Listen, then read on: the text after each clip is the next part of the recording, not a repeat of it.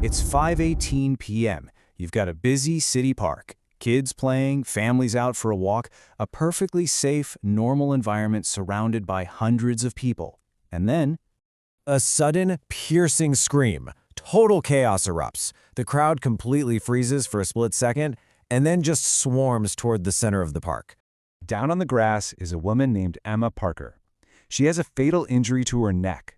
Before anyone can even dial for an ambulance, she's gone. It's a horrific murder, happening right out in the open, in broad daylight. Part 1. That afternoon in the park, a crowded crime scene where 0 adults saw a thing. Part 2, The Only Witness. A 7-year-old boy named Ethan, who was playing right near the attack. So the police secure the area, and an officer gently approaches this young boy, Ethan. He asks him straight up, "Did you see the killer?" Ethan shakes his head. "No." The officer, grasping at straws, follows up, "Okay, then what did you see?" Ethan goes quiet, and then he gives an answer that leaves every adult in the room just staring at each other in sheer confusion.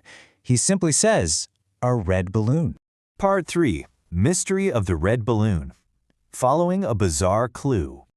Over the next few days, Ethan is unbelievably consistent. The very next day, they question him again. He repeats it. The red balloon was with him. When they ask, with who, Ethan just goes completely silent. By day 3, his story hasn't changed one bit. The red balloon, that's what I saw. He is sticking to his guns. But for the adult detectives working the case, this endless repetition is getting incredibly frustrating. And you can totally see why they were frustrated. The hard evidence was practically non-existent. Investigators combed through hours of the park's CCTV footage. Nothing. No red balloons anywhere. There weren't even any balloon vendors working in the park that day. And absolutely nobody was seen entering the gates holding a balloon. Hitting this massive brick wall, one exasperated officer finally just threw his hands up and dismissed the lead, saying, "Look, the kid is scared. He's just saying random things." But the lead investigator on the case, Detective Ryan Brooks, he understood a really crucial psychological quirk about child witnesses. See, under extreme trauma, a child's brain will often completely block out broad, terrifying details, like a killer's face. To cope, their perception hyperfixates on incredibly specific, unusual objects. Ethan wasn't lying. His brain was just doing what brains do when they're processing intense trauma. Trusting his gut and this psychological insight, on the 4th day, Detective Brooks sits down with Ethan. He hands him a pen and paper and just casually asks him to draw what he remembers. Ethan starts sketching. First, the park. Then he draws a man. And finally, right on the man, he draws a circular shape and colors it in red. But Brooks leans in and notices Ethan also drew a very distinct single black line right underneath that red circle. Okay, so ask yourself this riddle, exactly like Detective Brooks did in that very moment. What is red, round, and has a little black line dropping down from it, but isn't a balloon? Take a second.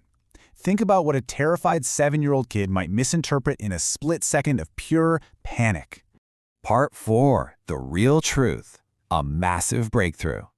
Ethan didn't see a balloon at all. That red circle with the black line, it was a logo.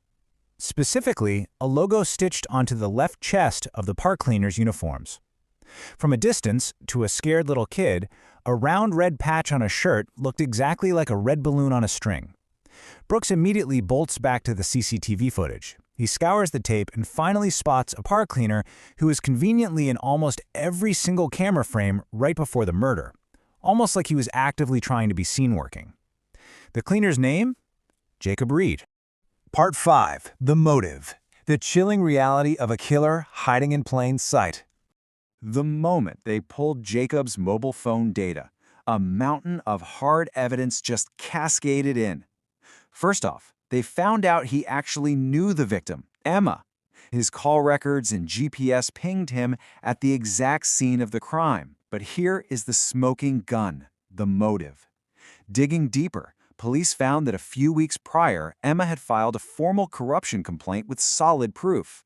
And Jacob? He was directly implicated in that corruption. He knew she had the evidence to ruin him.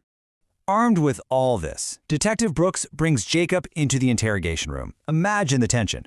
Brooks just quietly slides Ethan's crude little drawing across the table. Jacob glances at it, gives this smug smirk, and says, You think this proves anything? Detective Brooks calmly looks back and replies, "No. This drawing isn't evidence, but it led us to the right person." He then drops the phone data, the call logs, and the location history right onto the table. That confident smile on Jacob's face instantly drops. Boom. Case closed. Part 6. Power of Small Details.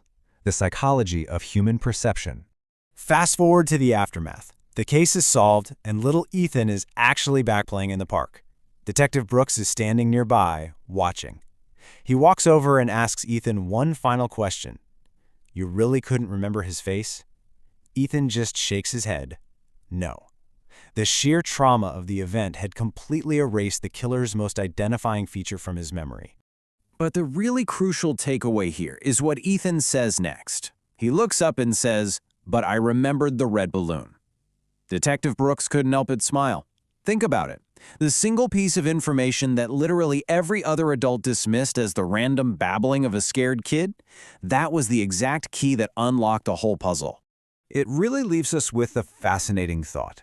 Sometimes a witness can't remember the face. Sometimes the obvious answer is just gone. But the tiny, easily dismissed detail they do remember, that's where the truth actually lives. So next time you are faced with a complex problem, ask yourself, well, everyone else is busy looking for the obvious face. What red balloon are you completely overlooking?